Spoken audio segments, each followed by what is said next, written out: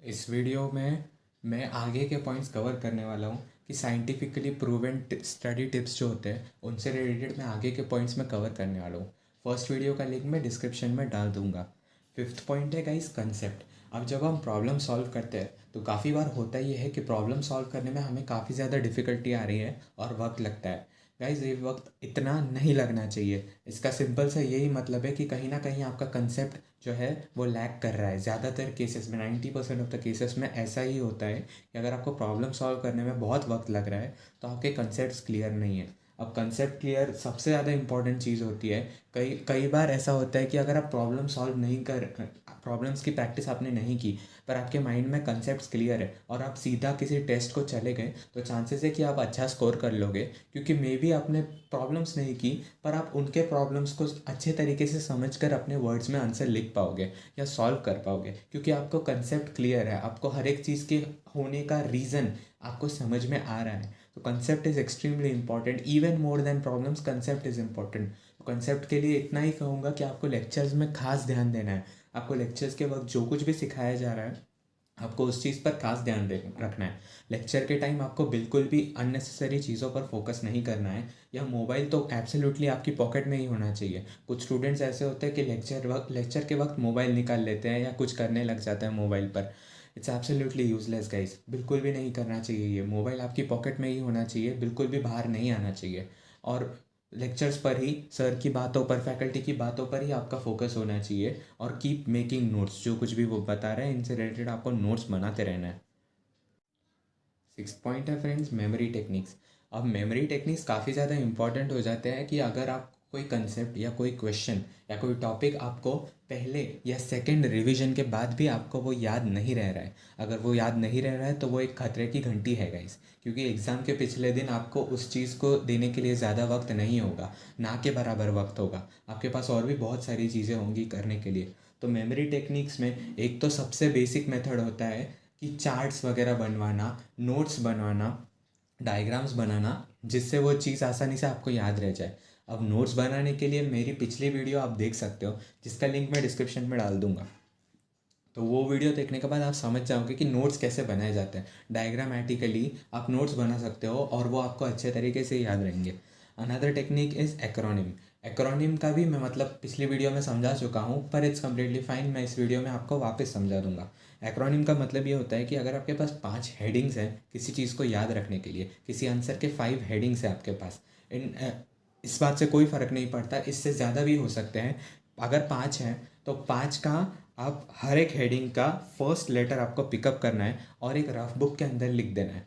अब वो 5 लेटर्स कोई भी हो सकते हैं और उन 5 लेटर्स से रिलेटेड आपको कोई ना कोई वर्ड बनाना है। वो वर्ड, अब आप में से कुछ लोग कहेंगे कि कोई वर्ड नहीं बन सकता उस चीज़ के अंदर, या मुश्किल है, या anything like that. Trust me guys, वो जितना कम सेंस करेगा, वो जितना ज़्यादा इलॉजिकल होगा, वो जितना ज़्यादा फ़नी और स्टूपिड होगा, चांसेस ये है कि आपको इतने ज़्यादा चांसेस होंगे कि आपको वो एक्रोनिम आपको याद रहेगा और एग्ज़ाम के वक्त आपको याद आएगा। कोई भी इलॉजिकल कुछ भी वर्ड बना सकते हो in any language, Hindi, Marathi, like English, any, Gujarati, any language, कोई भी वर्ड आपने सुना होगा या कुछ भी, आप उससे रिलेटेड कोई ना कोई वर्ड एक्रोनिम आप बना सकते हो और उस क्वेश्चन के बाजू में आपको उसे लिख देना है। और जब भी आप पढ़ोगे तो पहले आपको वो पढ़ना है, वो याद रखना है और फिर उससे रिलेटेड आपको पॉइंट्स पढ़ना है। अब पॉइंट्स याद रखना काफ़ी ज़्यादा आसान हो जाएगा अगर आपको एक्रोनिम याद है तो।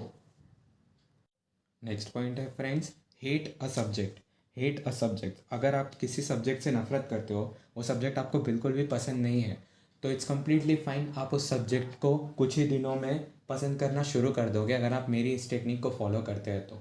आपको सबसे पहला काम ये करना है कि आज से, भले ही आप मन में क्या मानते हो इस बात से कोई फ़र्क नहीं पड़ता है, आपको पूरी दुनिया की नज़रों में आपको ये चीज़ बतानी होगी, उन्हें समझानी होगी कि ये सब्जेक्ट आपका फेवरेट है। That's it.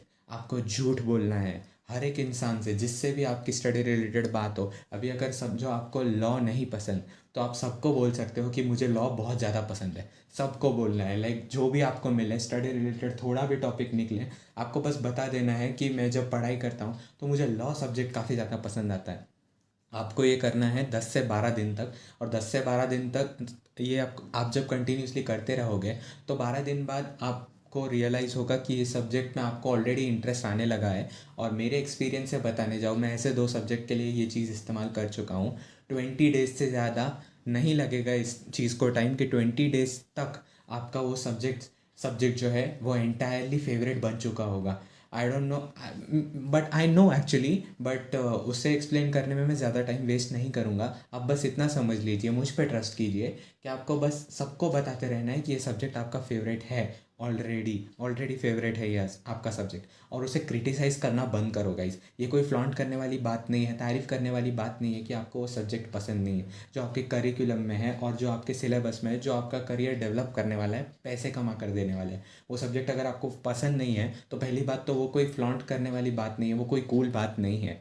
तो आपको पहले तो क्रिटिसाइज़ करना बंद करना है, और दूसरी बात उसको बताना है सबको कि आपका वो फेवरेट सब्जेक्ट है और वो सब्जेक्ट आपको काफ़ी ज़्यादा पसंद है। नेक्स्ट पॉइंट है फ्रेंड्स, स्विच। अब स्विच से मेरे कहने का ये मतलब है सब्जेक्ट स्विच करना या चैप्टर स्विच करना। अब होता ये है कि काफ़ी बार जब हम बोल चुके होते हैं कि मैं पढ़कर थक गया हूँ आज, या आज मैंने बहुत पढ़ लिया, तो बेसिकली हम बोर पढ़ाई से नहीं हुए होते हैं, हम उस सब्जेक्ट से बोर हुए होते हैं जो हमने सुबह से पढ़ा है।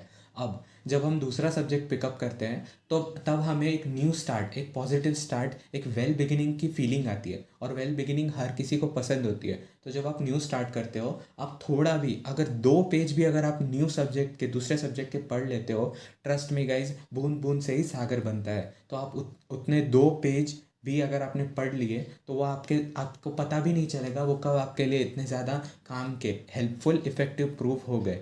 तो आपको सब्जेक्ट स्विच करते रहना है, चेंज करते रहना है टाइम टाइम पे।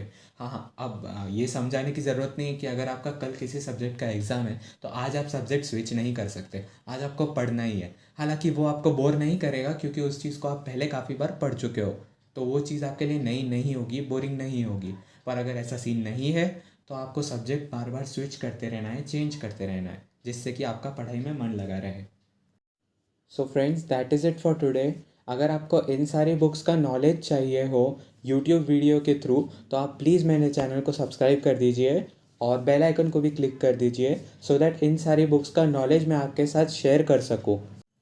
एंड अगर आज की वीडियो से आपको कुछ भी सीखने मिला है तो प्लीज़ लाइक दिस वीडियो।